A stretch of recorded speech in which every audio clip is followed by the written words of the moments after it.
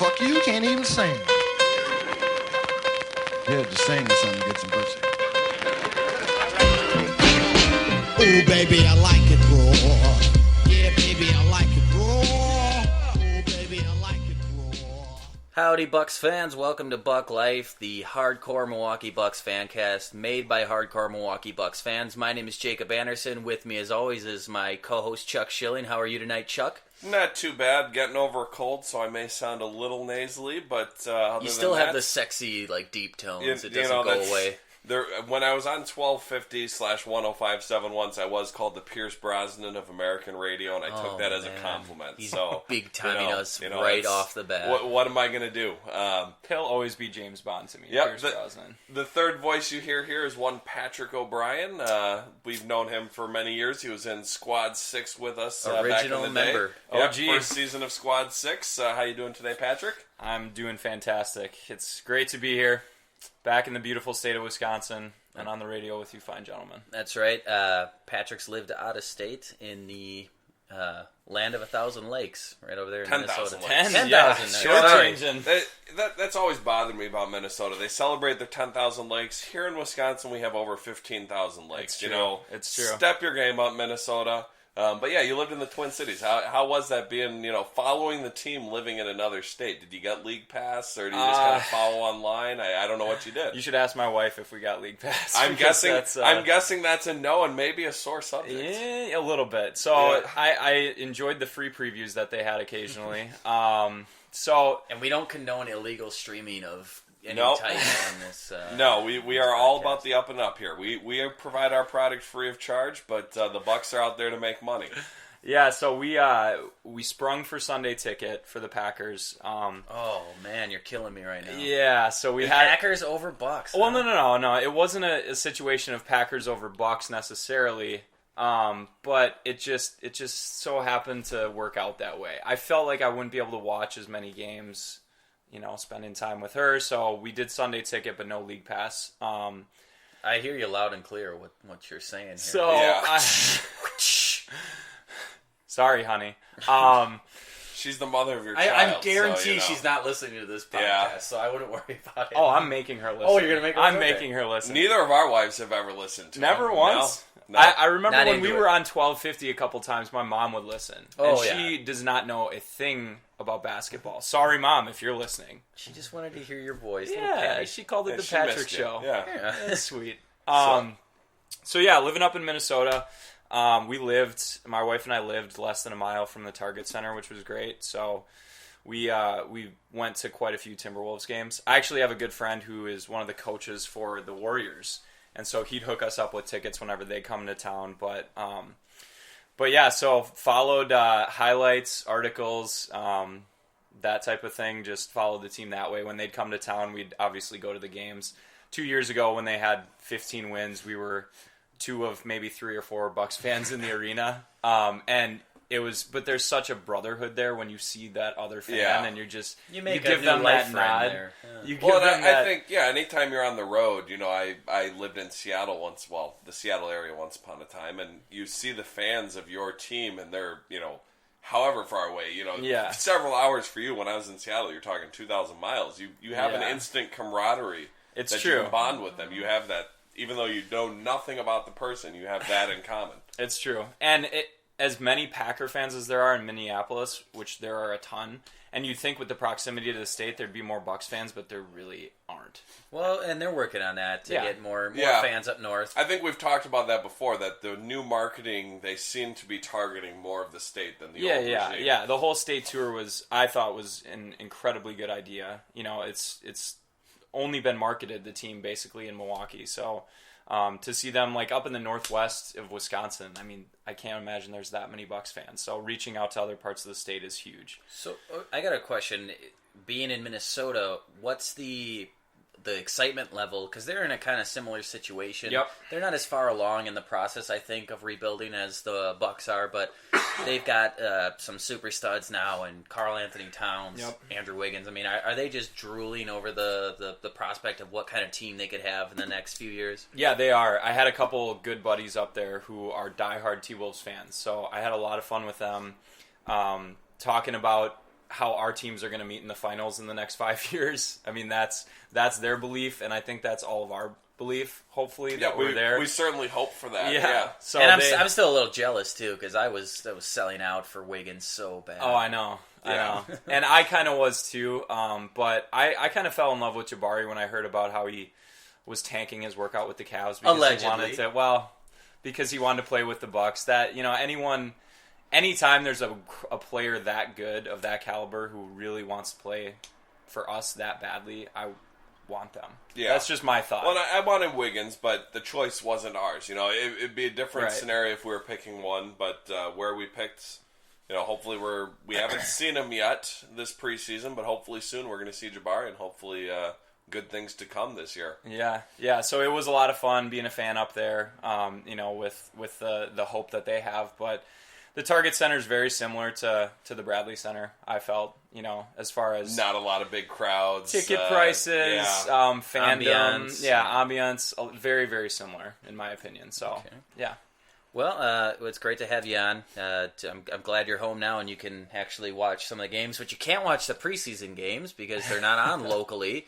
And if you're a Time Warner customer, they block NBA TV when the Bucks are playing. But I'm still a little sore about that. It pissed me off the other night. When we were talking the other day and you said you didn't get to see any, and I had watched the game that was on NBA TV at least. Yeah, and, rub it in. Yeah. That's because I was at home with the Direct TV, and apparently Time Warner screwed you over. Yeah. See, it's a walking, talking commercial now. Yeah. Well, I'm pretty pissed off and about to cancel Direct TV anyway, so I'm not really endorsing them either. Yeah, we'll get in our technology podcast.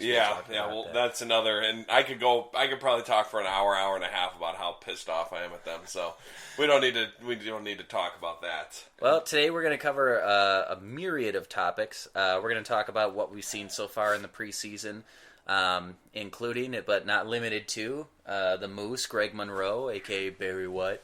We're going to talk a little bit about Michael Carter-Williams, Rashad Vaughn, but we're going to talk about Squad 6, or now it's called the Cream City Clash. We mentioned earlier, we're all original Squad 6 members, and I just wanted to throw this in there before we begin. Pretty sure they had a rule that me and Patrick weren't allowed to stand by each other just for the shenanigans that we brought. In fact, I think we were pretty much forced to be on opposite ends. Yeah, So the cheers we would come up with when we put our heads together were not appropriate, not PC. Well, yeah. Okay, and my favorite that never Zach Grimm, who ran the section and is Chuck's brother-in-law, friend of the show. He would not let me chant at Joe Johnson, Average Johnson. What the hell? He would run up the steps, go, no, He goes, no. You can chant Average Joe. Well, no, that's the joke. I don't know. Well, we're gonna get more into that, but let's talk Bucks preseason, aka Overreaction Central, as especially if you read the Real GM fan forum. But right off the bat, we're gonna talk about Greg Monroe. I'm gonna get a lot of heat for this, I know. Just because it's and again, I'm not trying to make a direct comparison here, but I'm a little bit worried just as far as the fit. And I know I've brought it up in prior podcasts, but the way that the Bucks have played and his style of game, and if that's going to fit in. And there was a team that I was really excited about in 2002, and right before the season started, they made a trade they made a trade to clear some salary so they could acquire one Anthony Mason. Now, before everybody starts screaming at me and telling me to go to hell and I'm a fucking idiot. Go to hell, you fucking idiot. Thank you. All I'm saying is, you look at their style of game. They were both post-up players. They were both ball-dominant players, and they kind of had the tendency to slow down in offense. Again, personality-wise, I'm not going to even go there, and Anthony Mason, God rest his soul. I don't know what kind of guy he actually was, just going by things from what I've heard. But so far, I don't know. I'm not trying to overreact and jump off a cliff here, but I definitely am leaning more in the negative area than I am in the positive from what we've seen. I mean, do you think that's going to change? I mean, more towards a positive light? Well, I mean, I think my personal feeling is it's early. Preseason, training camp, that's when the coaches have to figure out what they've got. Now, 20 games into the season, if we're still seeing problems, and we could still see chemistry problems, I think it's too early to make any sort of official judgment, but well, let's see what the coaches can figure out. You know, that's why they're paid the money, to see what they can figure out. Well, and the other thing too is I don't want to feel like I'm being so negative on the guy and pile up. Like, he picked Milwaukee over the Los Angeles, New York, Portland. Like, you don't see that often. So I'm very happy that he did that. But do you think that his style is going to translate over the long term, Pat? The optimist in me says yes, absolutely. It's going to fit perfectly. Right. And the season's starting, you got the positive. Yeah. So my whole thought on Monroe is just what you said. It's so rare that we get a free agent of his caliber. Choosing us over huge markets. That's just, 2 years ago we won 15 games. So I'd put little to no stock in preseason personally. It's going to take a while. There's going to be growing pains. I mean, even when LeBron went to Miami and LeBron and Bosh went to Miami, everyone thought they were going to be they were 72-0, and they started the season like 8-7. You'd think that a guy's going to put up numbers. Well, he's putting up these numbers in Toronto, so let's add those numbers exactly to what Wade puts now up, to what LeBron's puts up. But it doesn't work that way. Right. You work it out. There's going to be growing pains. I love the chemistry, because it sounds like Middleton courted him quite a bit, so they're buds presumably. It's all these guys are young. As far as his style, you're right. It may slow things down, but personally, I'm more than willing to find out. I think us getting him was a game changer, personally, for us being a destination and for future free agents to come our way, because we haven't had that at all. So I'm just kind of wait and see. Well, and the other thing, I know I could just picture people screaming at me too, like, did you see the numbers he's putting up in the preseason? Yes, I know he's putting up good numbers. I'm just thinking long term, stylistically. And the biggest thing is, I've always thought this team is going to go as far as Giannis and Jabari Parker take us. Yep. So if that's slowing down the offense, slowing down the flow, taking away touches, is that necessarily the greatest thing? But you're right, it does speak a lot to what Chris Middleton did to court him, and just what kind of Jason Kidd and the ownership have done to change the perception of the franchise. Well, and there was that article that came out. It was Lazary pretty much that sealed the deal with him, and Marlon Wayans. It sounded like, and Bill Clinton. I was some of the names that were in that article. I said, oh, what does Marlon Wayans have to do with the Bucks? You took a time machine back to 1997 or something. I immediately thought of the movie The Sixth Man, which is one of my favorite movies, like childhood movies. You didn't think of White Chicks? No, a little bit. I think about White Chicks every day. But yeah, that was really interesting. I'm glad you brought that up, because I didn't even think about that when we were coming up with the outline. But yeah, the courting of him, and also Lazary name dropping Bill Clinton and calling him on his personal number. Didn't get a hold of him, but that's got to be kind of crazy for a young guy like Greg he's 25 years old. Yeah. That's. All of a sudden, you get the former president on the line. So. Granted, when if he's 25, so when Bill Clinton was president, he was 10 years old. He probably not as big of a deal. He didn't really live through that as we would have. It seems like that era really likes Clinton, though. Yeah, that is true. He's aged well. Slick Willie. Yeah. But I'm kind of in a wait and see. Like you said, preseason, there's a lot of overreaction one way or the other.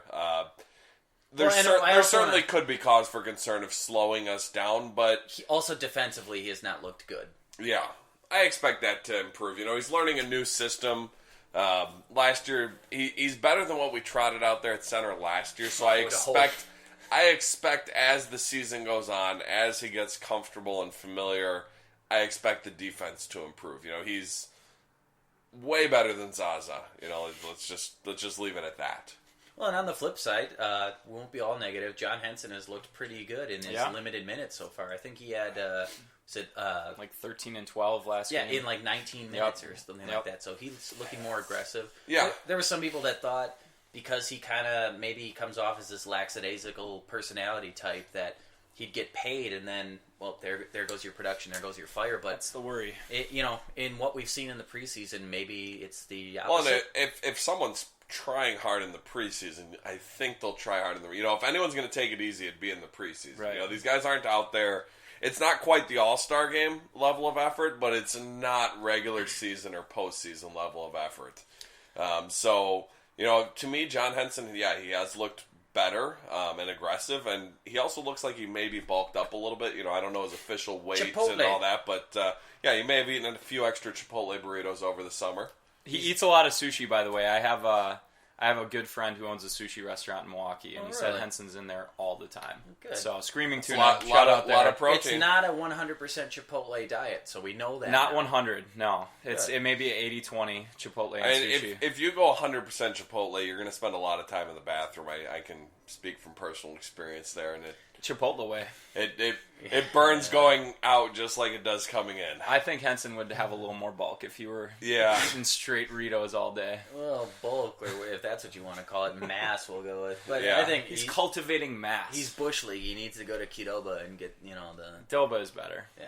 I mean, it's all about the chips. Yeah, for sure. The lime salt. Yeah. 2-1, Chuck. You're screwed here. Well, let's keep this positivity train rolling. How about Michael Carter-Williams, huh? Looking good. I mean...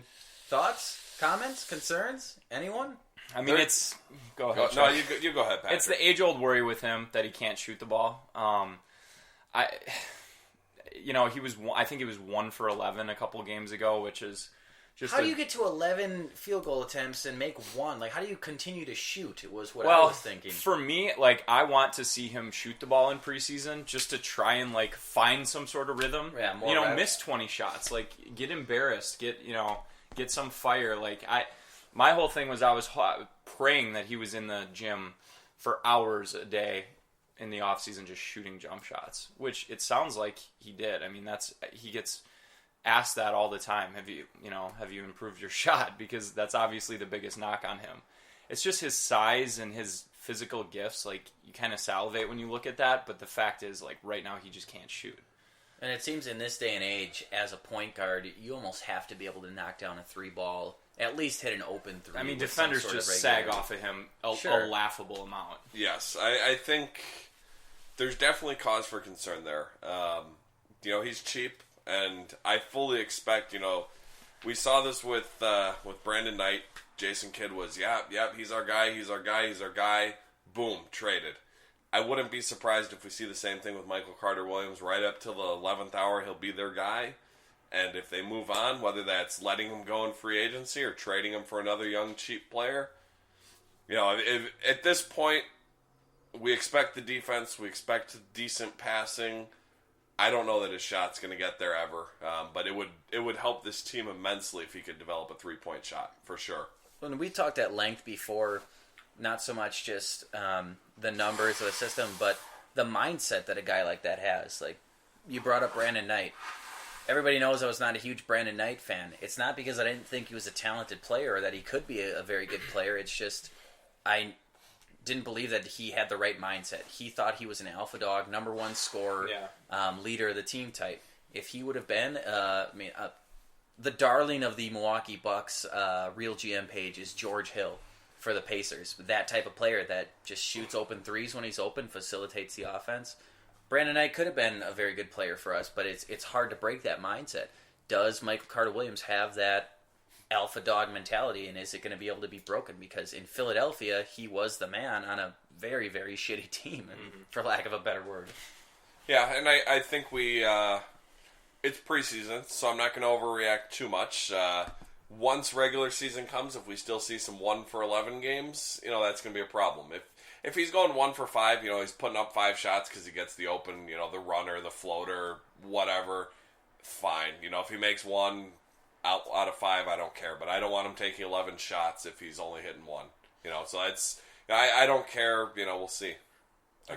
I love his attitude, though. I mean, I watch a lot of his nonverbals and how he kind of rushed to Giannis's aid last year in the playoffs, when Giannis was getting... Yeah, it seems like he's got a lot of chemistry with those guys. Even watching his reaction to a couple plays in the the Bulls preseason game, you could tell that bad blood was still boiling from last year. After Middleton dunked on Jimmy Butler, which is there's very little of the preseason that I take stock in, but there's those few flashes where you can tell the players are giving it just for a quick little glimpse, and that was one of them. And right after that dunk, Carter-Williams was in Jimmy Butler's face, obviously probably saying something, see you in April. So I like his attitude. So he wants to be here. He just bought a house here, I saw. Yep. seems to get along great with the guys, but man, that shot, he's got to do something about that shot. Well, and you need him to be the facilitator now, especially because you just paid money to Chris Middleton. You just paid money to Greg Monroe. Your 2 franchise cornerstones are guys that need shots. I don't need my point guard taking that many jump shots or just any kind of shots. If you have 4 guys that are 1, 2, 3, 4 clearly, why do you I don't need to see you shooting jumpers. I only want him taking, if it's a floater in the lane, keeping the defense honest, an open 3 because the defense is going to sag off on him. So if he's got to take them and hopefully hit them. Beyond that, just distribute the ball, D up the other guy, call it a day. Sure, and he's great at defensively. Yeah. It's the eye test he passes with flying colors. The advanced statistic he passes with flying colors. So it's really frustrating because you have a guy that's like he's right there. He's just about everything you need. But it is such a huge weakness in his game, and it can really make him an ineffective player. We brought in Grievous Vasquez. We still have Jared Bayless. Is Kidd gonna give Carter Williams the hook, you think, if this continues to be a problem going into the season? I think it depends where the other guys on the floor are. If we're getting offense from the other guys and he can just distribute and D up, I think we're going to be okay there.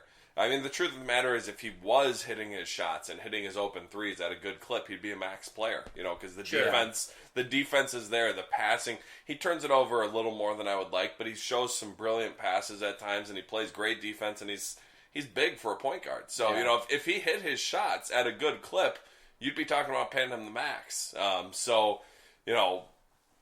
It kind of is what it is. We're not going to have 5 max players at every position. So, for now, it is what it is. We'll see. But I'd be surprised if he got the quick hook for, the guys on the backups. But you never know. I'm not the coach. I don't want to pretend to know what Jason Kidd's thinking because I don't think I do. And the 11 shots I'm not too concerned about. I think it's preseason. Kidd's probably just saying, go out there and shoot the ball. Let's see if we can get you into a rhythm, but going into the season. So I kind of doubt we'll see those kind of stat lines. So that doesn't worry me too much as far as frequency of shooting the ball. Well, and that was a great point you brought up, Chuck, about, if he could shoot, he'd be this kind of player. And I think a lot of Bucks fans need to remember that too. If he was a great shooter, he wouldn't have been available for Brandon Knight and, for what we gave up in that trade. Yeah. Philly isn't moving him. So you have to take a chance in certain aspects if you're trying to get that kind of player. So it's a risk-reward type deal. Well, yeah, he was very young when we traded. He's going into his 3rd season. There's still certainly room for improvement, and with a young guy, he can already contribute in certain aspects of the game, and you hope he improves. Maybe he shows a little improvement now. We re-sign him on the cheap, and then he can blow up, and then after that, then we lose him because then it'll be too expensive. Who knows? And I did think bringing in Grievous Vasquez, it said something to me, and I won't overreact, but I'm thinking maybe it's showing he's either not dedicated or he's not taking it seriously enough. You bring in you already had a backup point guard in Jared Bayless that is a veteran that they liked a lot. Now you bring in another guy, similar size, similar skill set, or probably a little bit better shooter in Vasquez, but maybe that's trying to get a message to him like, hey, you can't be on cruise control anymore. This ain't Philly. Get your shit together or you're going to get your shit and leave. Very well could be.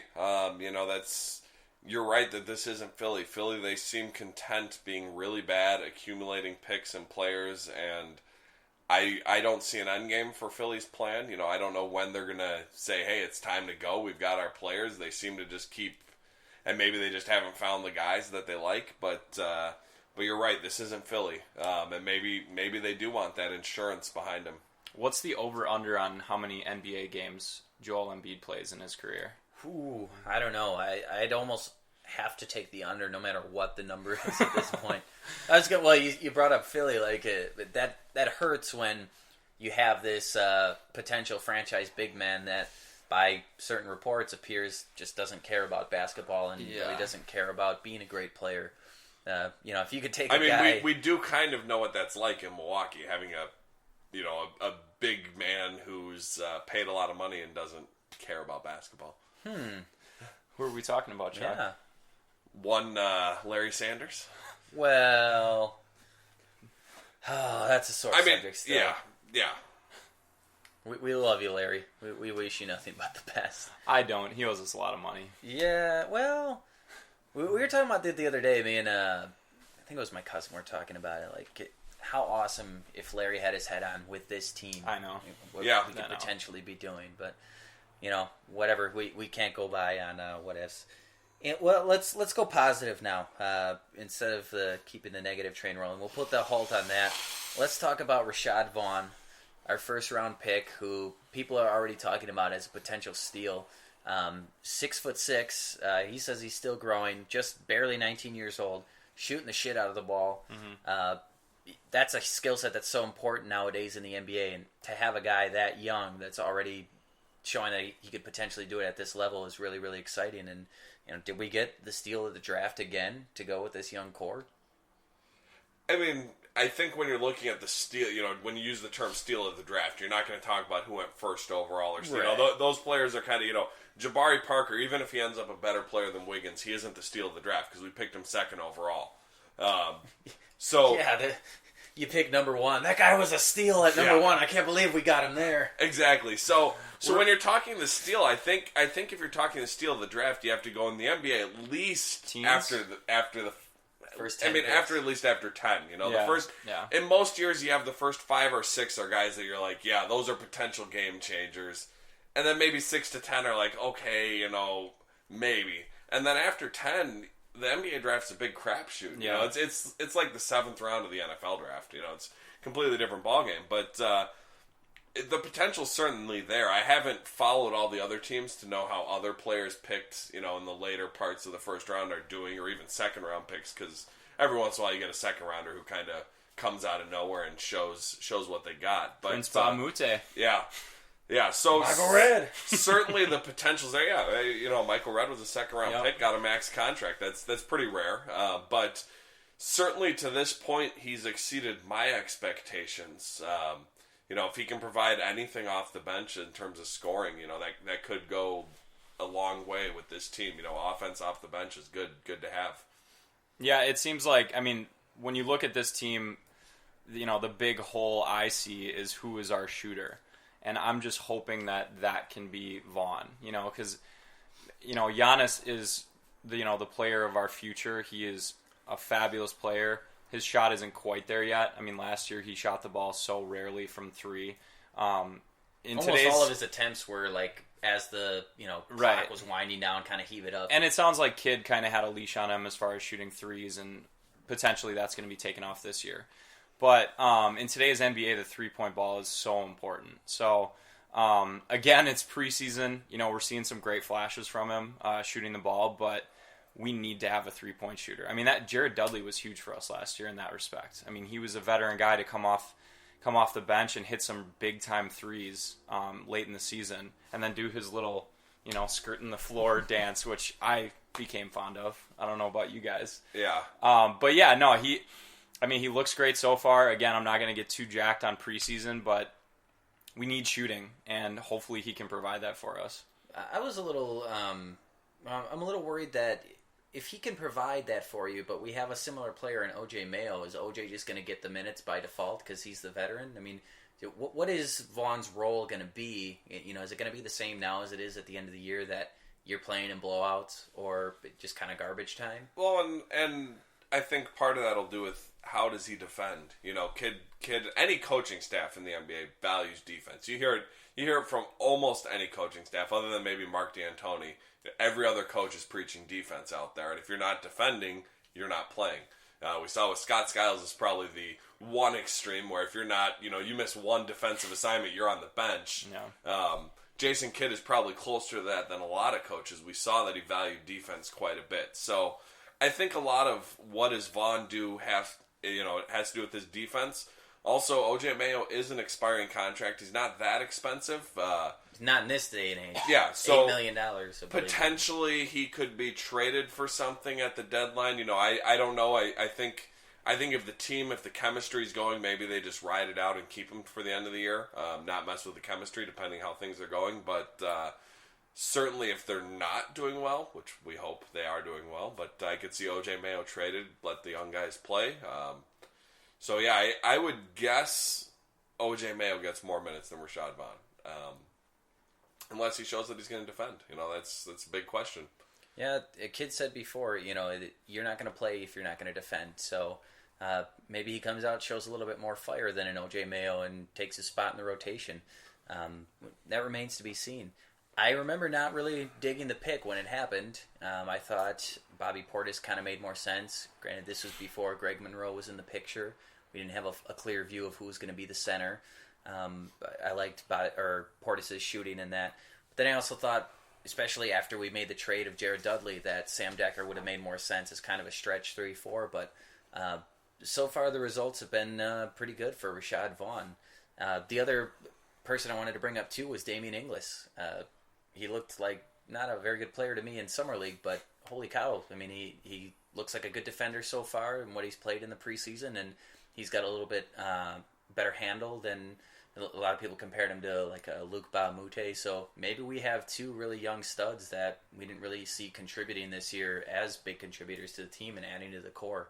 If they do, my hat's off to John Hammond, Jason Kidd, whoever's making the decisions in the draft, because those are two potential steals that can play multiple positions. And again, our young core is looking even younger and more dynamic. Okay, yeah. I mean, to me, the young guys, the coaching staff last year was really high in Inglis, and we never got to see him because he was injured all year. So I didn't really know what to expect. And you're right that he's shown some flashes here that maybe he can be a really good defender, and maybe he can distribute the ball, offensively, maybe hit a few shots here and there. I don't know what to expect of him even still, because we've only seen so little of him. But you're right that our entire team, the under 25 crowd of our team, which is all of our starters, most of our bench, other than a few of the veterans, Mayo and the other guys on the bench, our team is young, and hopefully everyone listening, Bucks fans, we should all be excited. However this season plays out, and we're gonna later in the show we're actually gonna do predictions here, but however this season plays out, I think there's no reason to be anything but extremely excited about our future. Even if all the guys miserably fail and never pan out, this is what you are a fan for. You want that potential, and I'm excited as can be. Yeah, seeing him just gets you excited for the year, like you said. I mean, again, it's preseason. We're seeing not a lot of the starters play a whole lot, some not at all. So it's hard to translate that to see, what that's going to look like in the regular season when everything's on the line. But, like Chuck said, this is by far the most excited that I have ever been for a Bucs season. All the pieces are there. The 2 years I think about are the year 2002, 2003, after the run into the Eastern Conference Finals, Game 7, and the year following the Fear the Deer season, where we were getting Bogut back and Brandon Jennings, and it's kind of odd because those were two very disappointing seasons. So, maybe I'm subconsciously trying to temper my enthusiasm. Well, and I think as Bucks fans, it's almost like battered wife syndrome. Like we come to expect it. We expect especially the worst. Hardcore fans. Yeah, we expect the worst. So you don't want to get too excited, even though there's plenty of reason to be excited. I've always personally, I'm a pretty optimistic fan with all my teams. I always have been. I go into every season with the Packers. I've expected them to win the Super Bowl the last 20 years, and they've had Brett Favre and Aaron Rodgers, so they've had a chance every year. Sure. It's a little different than the Bucs, but I go into this season and I expect good things from the Bucs. Now, I forgot where I was going with this. I lost my train of thought. So yeah, there's that. Well, thank you, Chuck. Thank you for that. Speaking of hardcore fans, you like this transition? We have, all three of us are original Squad 6 members, which was the fan section of crazies that Andrew Bogut bought the tickets for. 100 tickets for fans that would show up, be loud, cheer the entire game, stand. And we kind of caught lightning in a bottle, and it was a really fun season. And then they've continued that since. They changed the name after Bogut was traded from Squad 6 to Sector 7. Mm-hmm. Then it was the Ultimate Fan Squad. Yeah. And they're bringing it back this year. And I think it's a great thing. The Bradley Center, it brings a lot of energy. It brings a lot of enthusiasm and just adds to the overall ambiance of the arena. But this year, they're going to be called the Cream City Clash. Thoughts on the name, fellas? Anytime you incorporate Cream City into anything Milwaukee, I like that. The Clash, I'm not so sure about. I don't get it, I guess. But to give them a little bit of credit, I do like the Cream City incorporation. So, yeah, I love incorporating Cream City. They said the Clash is something to do with a group of deer or fighting deer. I don't know. Sounds like overthinking it. To me, there's a little alliteration going on there, which I'm a fan of alliteration. Kind of flows off the tongue, but I feel like you could have done better than this. And maybe it's nitpicking because credit to the Bucks for still keeping this around and doing the right thing. The name isn't all that important in the grand scheme of things. I mean, how many times did they even say the name? But yeah, they could have come up with a better name. I think they should just go back to Squad 6. It's the OG. It sounds better. It rolls off the tongue. And it's the sixth man. Part of it, when it was Bogut, it was a play on his number being number 6. But still, you're the sixth man. It's there are only 5 players on the court. They're the sixth man. That's that. We were the 12s far before either Texas A&M or Seattle. Yeah. They never suck it. They never should have changed the name, in my opinion. I didn't like when they changed it to Sector 7. I didn't like Ultimate Fan Squad. I don't really like Cream City Clash. So yeah, I'm with you. Go back to Squad 6. Although, devil's advocate on that, did you guys hear the comments that Bogut said after at the parade? After the Warriors won? I heard he ripped on Milwaukee a little bit. I don't remember the exact wording. I'm pretty butthurt over that. I don't know. Can I say butthurt on this? You can say any fucking word you want. I am flagged explicit. Like, when he did that, I was pretty much... I mumbled under my breath, well, fuck Bogut then. I wish I had the quote in front of me because I remember thinking... I remember. At first it stings, and then I thought about it in context. I watched it, on a loop. Yeah. And just started punching my wall. Made the Bogut, he said, voodoo doll. Yeah, basically. He said, well, you don't need a voodoo doll with him. It's someone has a voodoo doll somewhere.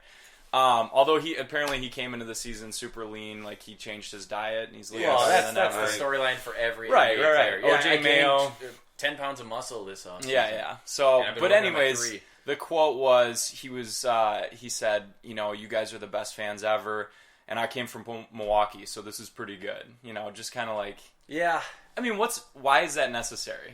Yeah, it screams of douchebaggery, for sure. We made you the number 1 overall pick. Yeah. We gave you a shitload of money, and you got to just add a dig unprompted. Like, that pissed me off. It's tough because when you're a player like that, and you play in a market like Milwaukee, I'm sure your whole career that you're in Milwaukee, every national person you talk to just... has some snarky BS to say about Milwaukee and how terrible it must be to live here. So eventually maybe it rubs off on him, even if he doesn't believe it could. I mean, I have a history with folks knocking our city. If you remember my sign for Josh Smith. Oh, yeah. Josh Smith is a tool. I made that sign.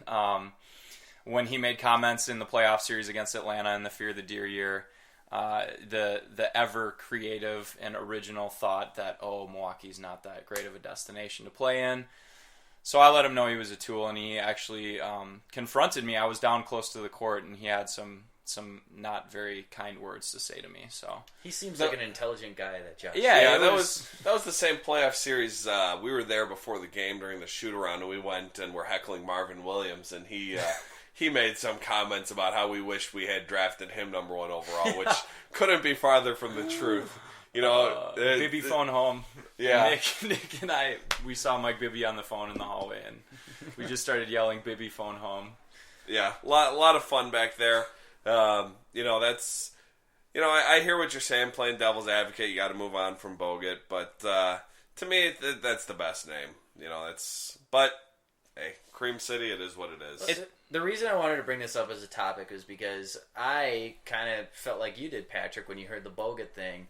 One of the local radio stations and local radio hosts, who I'm not going to dignify by bringing up their name, but basically... There's not many local sports radio fans, so you can put 2 and 2 together and figure out where we're going here. There's a certain morning show in Milwaukee hosted by a certain douchebag who wears fedoras that had the topic about... May or may not have the same name as me. Yeah, They had a topic about the Squad 6 or Cream City Clash, whatever you're going to call it, and the 2 hosts were adamantly against it, saying that the fans in the section have this arrogance about them and this sense of entitlement, and that they don't bring anything to the atmosphere of the Bradley Center, and just get rid of those seats and sell them so we can make money off them. Which I thought, what does that affect you that the owners aren't selling these tickets? Like, I just thought it was a total D-bag move, and it pissed me off to hear that well, get rid of the seats and that. Like, what to say there's a sense of entitlement. Having done it, especially that first year, there's no entitlement there. I was very, very grateful. Everybody that was in that original group at least took it very seriously, and we were all happy to be there, and there was this camaraderie and brotherhood. So I just want to kind of, without directly saying who it is, fuck you to the local hosts that don't know what the fuck they're talking about. Now, there was Bill Michaels, who hosts a local show, on the same day talked about the Cream City Clash and how great of a thing he thought it was, and he wants to see it in the new arena. So big props to Bill, big unit. Thanks for sticking up for us. So. Yeah, I mean, I don't think there was any entitlement. Are there a few members who think they have more impact on the game than they probably really do? Yeah, sure. But overall, everyone was grateful. We were there trying to make our noise and support the players. And this is even now, the Bradley Center is. If there was no Squad 6, it would be a library. It'd be like a library. It is very quiet. They're not selling out. Now down the road, we hope they're getting to the point where they're good and they're going to sell out. They're going to have a new arena. It's going to be all exciting.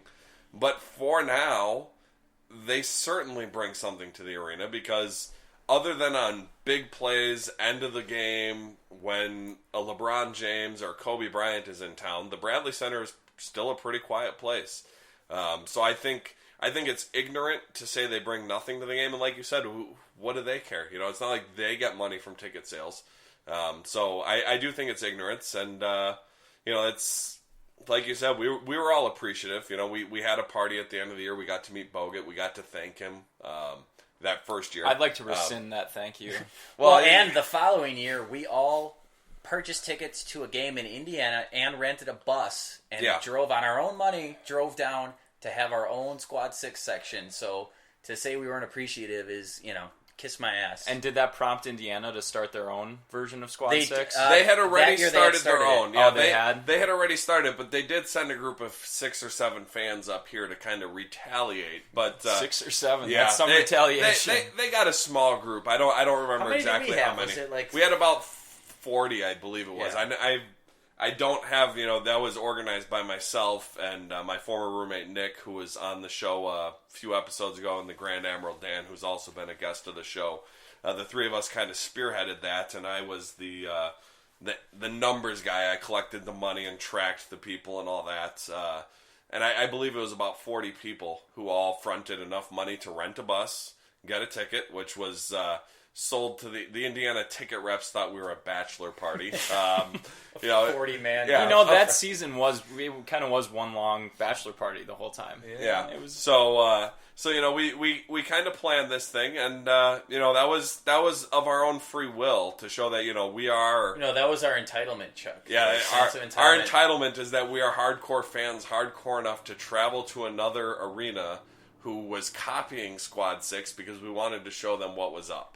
And the Bucks had a late rally and won that game. Unfortunately, Bogut was in the hotel with that was migraine. The ironic thing. Yeah. Andrew Bogut, who would have thought, missed the game. Not only did he miss the game, he was not in the arena because he had a migraine. Yeah. So he did not see us. He did tweet out after that voodoo doll was getting stabbed. Someone was banging the head on the floor. So I'm with you. I think, and this isn't the first time I've heard said radio show hosts rip on the Squad. They seem to do it once or twice a year. And I think said radio host was bullied as a kid and just lashing out at the world. Yeah, it could be. It is what it is. That's I'm of the type live and let live. If the Bucks want to do that, as long as the Bucks want to do it, I'm sure. I'll go to a couple games a year. I can't commit to every, and that's the other thing. You were talking about being appreciative. It's a big commitment to go to every game or near every game. You're coming down after work. You're often hungry, so you're buying food and beer and whatever else from the stadium. You're spending money, and you're getting down there right after work. You're coming down on a Wednesday in January when there's 6 inches of snow on the ground and you're walking from your car through the blizzard.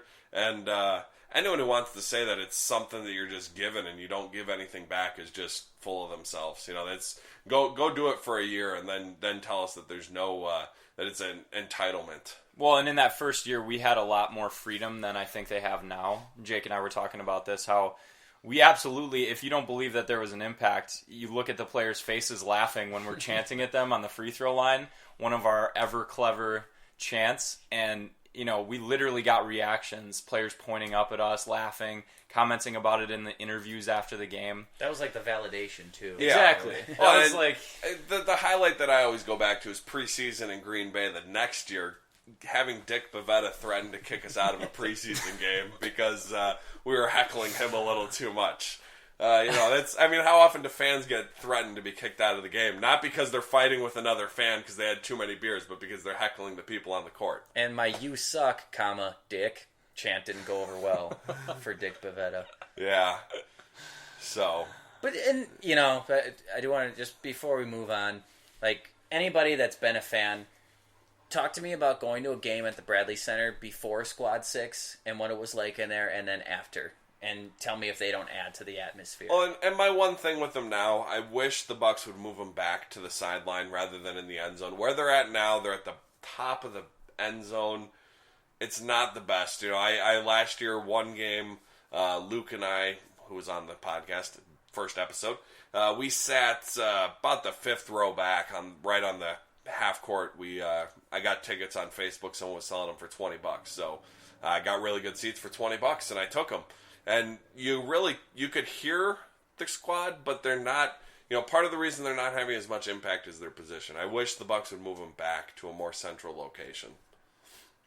That's my one criticism of how they handle it now. Fair enough. Well, squad, keep doing your thing despite the shitty name. We still love you. This is going to be our last topic that we cover here. We're going to do some predictions here for the season because by the time we record our next podcast, we'll be into the regular season. So. We can all go on the record. We might get. We're 10 days out from the regular season starting. We could get one more in before the start of the season. All right. Well, that's an optimistic way of looking at it. But the Milwaukee Bucks in general, what is your prediction for them as a team? I mean, how many wins? Where are we going to be in the Central? Where are we going to be in the Eastern Conference? I look at last year, and I know we went from 15 wins to 41. Would I love to see that kind of jump again? Yeah, that'd be nice. It's not going to happen. Jump. It's Could we get some more wins before the All-Star break than we had the previous year again? I doubt it. I don't think that's mathematically possible. I don't know. I think that there is going to be some growing pains. Anytime you have a young team, and I'm sure we said this last year too, but you're adding in a vital piece like Greg Monroe. You can't plug him in and say, well, he did this, and this last year in Detroit, so that's what he's going to do for us here. That's not the way it works. I think we're going to struggle out of the gate, but by the end of the season, I think we'll kind of be on a roll, kind of the opposite of last year, I suppose. But I have them pegged for about 46 wins. That's exactly what I was going with. You're going to go 46? You know what? I'll go 47 now. Oh, okay. Because I'll be a little bit more optimistic than you. Chuck's and I'm usually the optimistic one, and my number was 45. So I guess I'm coming. Negative Nancy. What a dick. We're all coming really close here. But I they were at 41 last year, so I think 45. I think they're definitely, I think, talent-wise, they're better than they were last year. It's how long is it going to take them to gel? When does Jabari come back? How much does he contribute? There are definitely some question marks there. But like you, I think they probably have a better second half than they do first half. And I put them at 45 wins. That's probably good enough in the East for maybe the fourth seed, maybe third. Hard to say how things will shake up. You expect Cleveland to be one. I expect Atlanta to fall back, and Derrick Rose is crippled again. So I don't know what to expect out of Chicago. Yeah, I think the hope is that you're fighting for home court advantage in a first-round series. You'd like to see a fourth seed or better, and I don't think that's out of the realm of possibility for this team. You look at individual players. Who do you have pegged as the Bucks MVP? It's nice this year to have quite a few options of what you could go with. It could be Chris Middleton, who we just gave the big money to, maybe Greg Monroe. I'm just going to go with who we hope our franchise player is, and that's Giannis Antetokounmpo. Giannis Antetokounmpo. You'd think I'd have that down after this many years. It's tough. Yeah, when you're saying it fast. His name is literally a mouthful. Yes. It's tough. And Jake knows a thing or two about mouthfuls. Okay. Usually I'm the one that makes that joke. I had to beat you to Got it. him. I knew it. If I didn't say it, Jake would have. Got him. Thank you. Yeah, so. He's talking about semen. Okay, no, I don't... They ride in ships. Yes. Okay. What the hell are we talking about? MVPs. Yes, MVPs. Giannis, I don't think he's going to maybe be the numbers MVP. I think he's going to be the do-it-all. He's going to put up a little bit of everything. Points, boards, assists. So statistically, he'll have that argument. But I also think he's just going to take over as the true leader. Say, this is my team. Everybody, we're going to go as far as I'm going to take them. Let's go do some work. Guys, you have a different pick? Am I wrong here? Anytime you pick Giannis to do anything great, I'll never bash you for that because he is the future of the team and quite possibly the future of the NBA. What? I'm just gonna say that. I mean, he'll absolutely be the MVP in the highlight department. I mean, I don't think there's any question about that. With his, his long jump from one end of the court to the other, or triple jump, I should say. He might give Gus Johnson a heart attack. That's what I'm. Yeah, no, Gus. I mean, Gus gets that riled about. Yeah, so Giannis absolutely could be. So I was at FanFest, which was the open practice, and I was really, you don't look for that much, but I was looking to see how Jabari looked.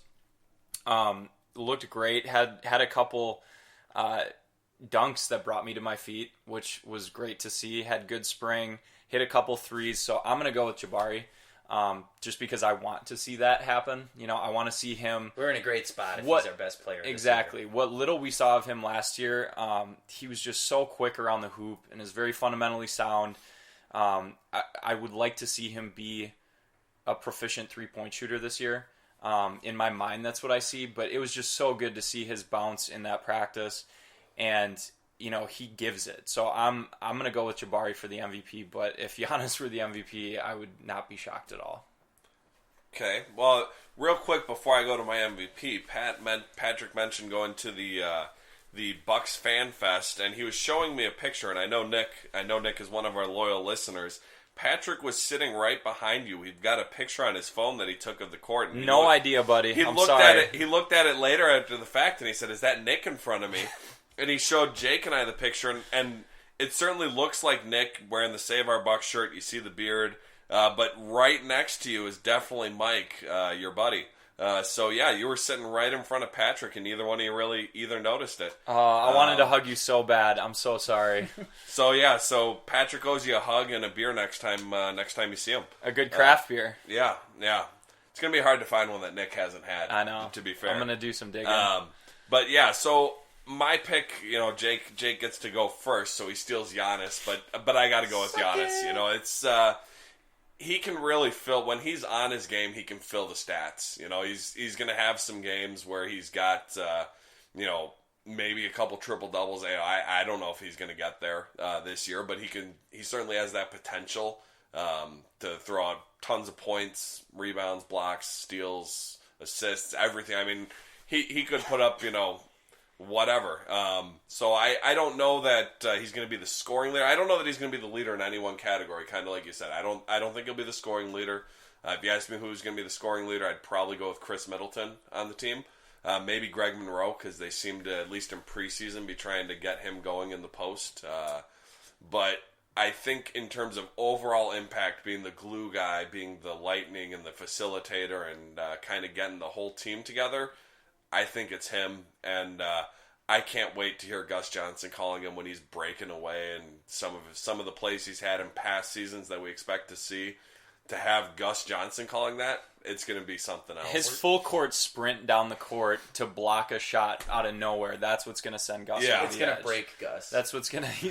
We're going to break Gus Johnson. He's going to be like in South Park when Cousin Elvin, his eyeball just like goes flat and he's just like, he's alive, but he's not. That's what's going to happen to Gus. I'll show you the clip. Yeah, I'm not familiar with that one. It's a good one. Cousin Elvin. Yeah, the one where he's at Cartman's grandma's house. I haven't seen it. Who's the guy with the swastika on it? Charles Manson's Christmas. I'll show it to you. Yeah, I've not seen that episode. They break Cousin Elvin. Next question: who's going to be the Bucs surprise player this year? I'm going to go with Damian Inglis right off the bat, just because he's a guy that I think most, especially casual fans, but even some of the more hardcore fans may not be expecting anything out of this year. I think he's going to be a great bench player that we can have him defend 4 positions potentially. Just kind of be maybe not in the same type of player, but the same type of role that Jared Dudley was, that you can come in, play multiple positions, do your job, and then bow out gracefully. Some people think maybe we'll even see a little bit more from Damian Inglis. What say you guys? Who's your surprise player for the Bucs this year? I don't want to go the same as you this time, so I'll go with Rashad Vaughn, the rookie. I really, going into the preseason and training camp, I kind of thought he may almost have a red shirt type of year here in his rookie season, where he plays next to nothing. We see him in practice. The coaches develop him and work with him, but they seem to, at least in preseason, be trying to get him going and seeing what they've got in him. And I don't think Kid's afraid to play a young guy if he's playing defense, if he's showing he can contribute. So just to throw a different name out there, I think I'll go with Rashad Vaughn. I think maybe he could be that spark off the bench, and maybe we see O.J. Mayo traded at some point in the year for something, a future pick or something like that. I don't know his salary with the NBA and having to match salaries. I don't know that you get much back for him in terms of a player, but maybe you get a mid-first round pick for O.J. Mayo and Rashad Vaughn's your guy off the bench. Patio? I'm going to go Henson.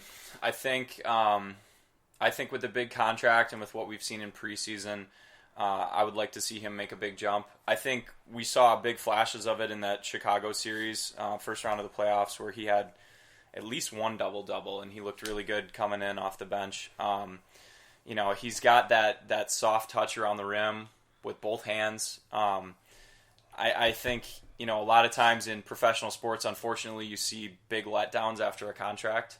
Antonio Freeman, you suck. It's the list. We could sit here for the list would forever. We could have a 24-hour across all sports. That's just Bucs. Yeah. I mean, it's we won't go down that road. We won't go down that road. That could be. You could have a weekly podcast on that. Yeah. So easily. Anyways, I think Henson will make a big jump. I think he's gonna want more minutes.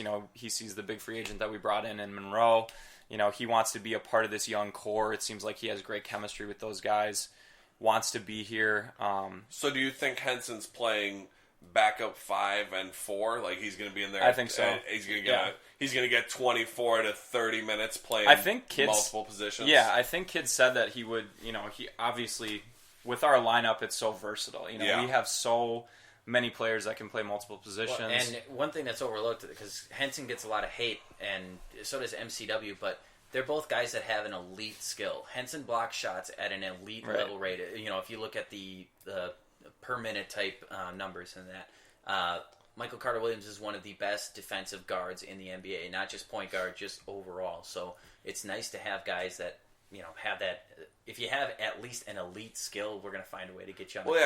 I think if you have an elite skill at anything in basketball, whether that's scoring, defense, rebounding, block shots would be defense, obviously. So if you're an elite scorer, defender, or rebounder, a team is going to find a way to put you on the court. Right. Even if you can do only one thing. Look at Steve Novak. The guy, I think he still has Tony Allen. If you can do one thing, you can play in this league. Tony Allen has the worst shot in NBA history, and he is on the court all the time because he's an incredible defender. Let me introduce you to someone named Johnny O'Brien. That's yeah. So I think you're right in that regard, and those guys are definitely contributing, and you don't need offense from everyone on your team. So yeah. Now we're gonna go back to negative town. Who's gonna be the Bucs' big disappointment this year? This is tough because I don't want to predict somebody's going to be disappointing, but I'm going to go with the safe route here, and I'm going to say Jabari Parker. Not in that it's my disappointing. MVP. Your MVP pick. God damn it! Not that he's not still one of the franchise cornerstones. I just think you're looking at a major surgery, and from somebody who has trouble keeping weight off in the past. I just think it's going to be a little bit more of a curve, or just bringing him along more slowly than people realize. I know he played in the open practice, and they said he probably could be playing some preseason now, but I just think it's going to be a disappointment in what people expect out of a number 2 pick right out of the gate. It's going to be a slow process with Jabari this year, so that's where I would say the disappointing aspect is going to be. But towards the end of the year, hopefully he, makes my prediction look like dog shit. I'm hoping for that. In fact, I'm hoping for it right off at the beginning of the year. So make me look stupid, Jabari. This man also didn't like the Eddie Lacy pick a couple of years ago. So this is a Bucks podcast, all right? Eddie this Lacy isn't a Packers is struggling podcast. right now. I guess right now is a poor time to bring that up. But yeah, that is true. Jake's track record on picks, not the best out there. Wow. Okay, next podcast we're gonna take me to task on that. Yeah, I disagree. Okay, so my disappointment, I'm going to go with Michael Carter Williams. Certainly, I hope not. I think all of us here, we don't want anyone on the team to disappoint. We'd love to have 7 All-Stars. It's a grim topic. I don't like this. Yeah, well, you got to do it. So all right. I think he defends at an elite level. I think there's going to still be more turnovers than we would like, and I don't think maybe his shot doesn't improve. Now, I hope, again, just like Jake, I hope he proves me wrong.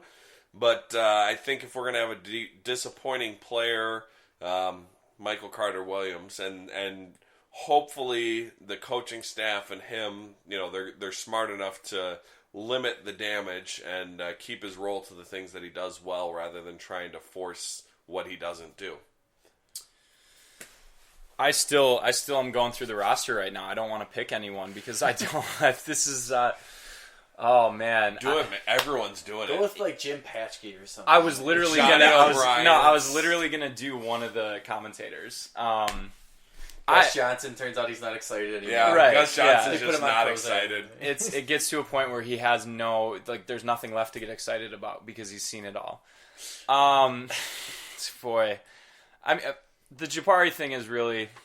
I'm struggling with that because obviously if you look at... You are wearing his shirt. I am. And if you look at, the other high-profile Chicago, actually same high school, Simeon High School, Derrick Rose is struggling mightily with a myriad of issues. So you... Mostly getting punched in the eye. You hope to God that doesn't... Is that what happened? Elbow. He took an elbow to the eye. Yeah. Fractured orbital bone. So you hope that doesn't happen. I guess I would say I gotta echo Chuck with MCW. It's looking like it could be a Rondo situation where that shot is just so broken it can't be repaired. I hope to God that that's wrong and that doesn't happen, but. I guess even if it is the Celtics won with Rondo. Exactly, they won a championship. You can win a championship with a player who does that. If all he ever does is give us defense, a little rebounding, and every now and then he's hot and he makes some shots, we can win, and I can live with that. But that would be disappointing because we want more. We want his shot to improve. Rondo was surrounded by an incredible cast. One of the greatest shooters of all time, Ray Allen. So he had, if we could get that kind of, Vaughn. If he could get that kind, hopefully Vaughn turns into Ray. Vaughn is Ray Allen. Ray is Giannis is Kevin Garnett. Jabari's Paul Pierce. There we go. Championship. And Jabari's been compared to Paul Pierce quite a bit. So. Yeah. I guess I'd have to say Michael Carter Williams, but and that makes Greg Monroe. Was it Kendrick Perkins who was the center? Of the championship. So an incredibly much more skilled Kendrick Perkins. Yeah, so there we go. Kendrick Perkins is the worst player in the NBA today. What about Johnny O'Brien? Is still in Kendrick the NBA. Perkins is the worst player in the NBA. All right. Well, since we're talking about great players, speaking of Kendrick Perkins. Are the Bucks going to have any All-Stars this year? I'm going to go ahead and say no. I don't think I think they're too much of a team concept, and that's how they get it done. So they're not going to have anybody with the glaring numbers. So our streak from, I think it was 2002 was our last All-Star? Probably. No, 2000. No, 4, I think. Yeah, Michael Red. Red was... Either way, our streak will continue. That's my prediction.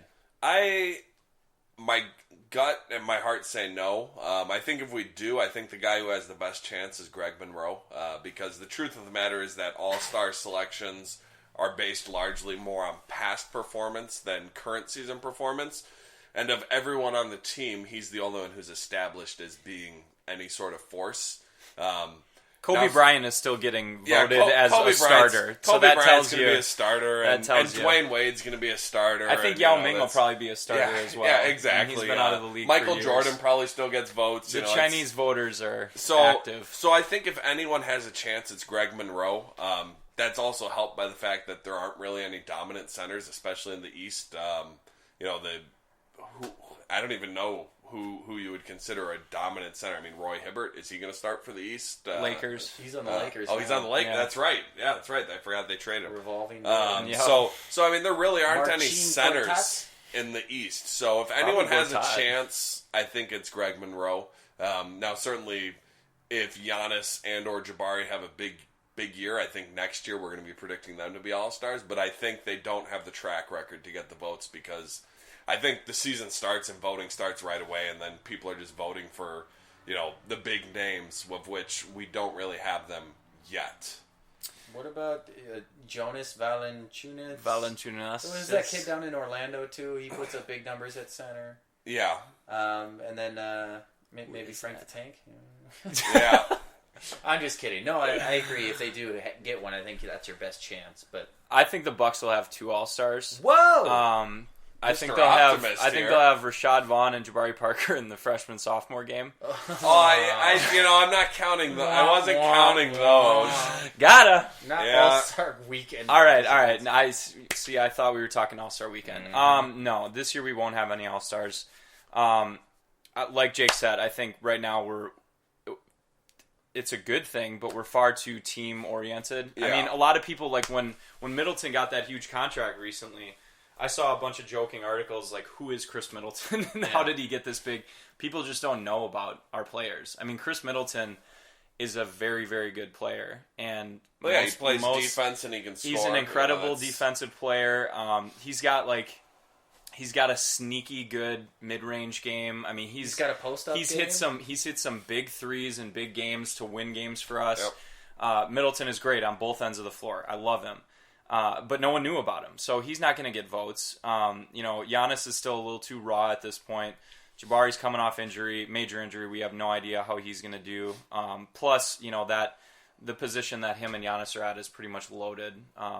With guys like Chuck said that have done a lot in the past that are going to get a lot of votes from casual fans. So no All-Stars this year, but I'm totally fine with that. Yeah, I think our team, Jake said it, but the sum is greater than the parts with our team, especially if we can get the chemistry that we hope we get, and that at least off the court it seems the team has the chemistry, and hopefully they find it on the court. We don't need an All-Star. You don't need an All-Star to win a championship. Right. All right, fellas. Well, last question. Who is the NBA champions at the end of this season? I racked my brain because your obvious choices would be Golden State repeating. You've got Cleveland. I don't think it's going to be the Cavs, simply because I think this is the year that LeBron starts to look human. I just read that he had a injection for his back for back pain. Never a good sign going into the preseason, and you have major stars coming back off of major injuries in Kyrie Irving and Kevin Love. If they can stay healthy, they have as good a shot as anybody. That just seems like a tough proposition when so many of your guys have so many injured players. Hate me all you want. I'm going to just say Golden State repeats.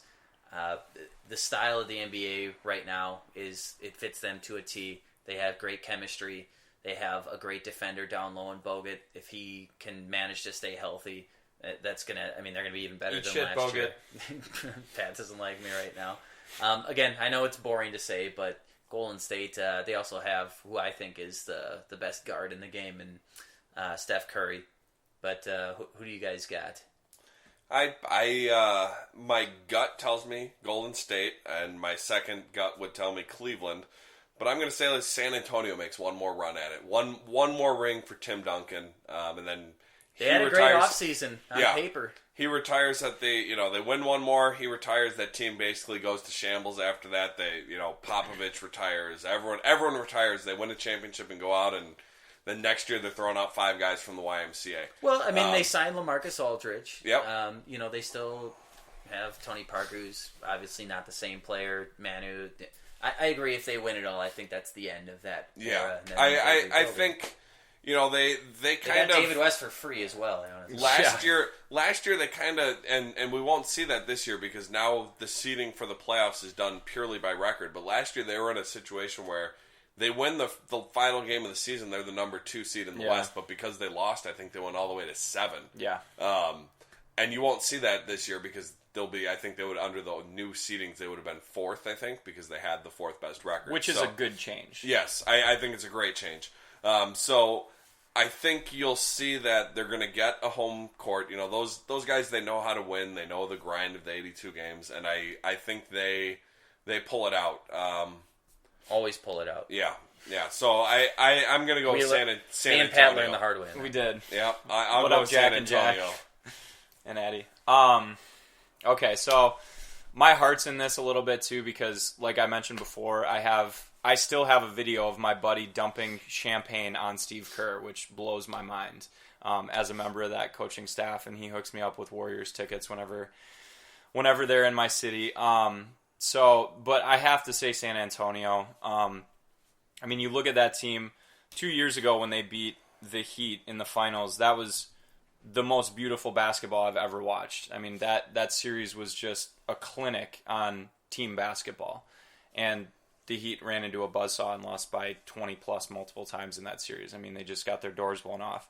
So I think signing Aldridge is massive. Popovich is a master of managing the older players' minutes during the year, much to the league's dismay. But, I think across all sports, he's as good a coach as there is. The longevity that he's had with San Antonio is pretty much unprecedented in the NBA, where coaches are getting fired every day of the week pretty much. So I say San Antonio. I mean, watching them in the playoffs last year, I think Aldridge is going to be massive for them, and David West is still a very good player. So I say San Antonio. They've got a shooter. They got Danny Green, who can knock down from anywhere. Patty Mills comes in and contributes hugely. Popovich gets the best. He wrings those cloths completely dry. He gets every ounce of talent out of those guys. So I go Spurs. All right. I think that's going to do it then. We thank you for joining us, Pat. We'd like to have you back if you'd be as gracious to be back. I'm here. Before we leave, I do want to just ask you guys for one quick thing. I want a quick Gus Johnson impression, putting you on the spot. I'll do mine. The catch! Patrick? Wilson! Ah! Chuck, do it. Oh man, you're putting me on the spot here. I'm trying to think of some of his good ones. Just give us a rise and fire. Yeah. You put me on the spot. I didn't even get a chance to listen to the soundboard. Plus, I'm all congested here. So, rise and fire. Okay, good enough. That's terrible. Thank you for listening. We'll see you next time. We'll hear from us next time anyways. Bye-bye now. Peace.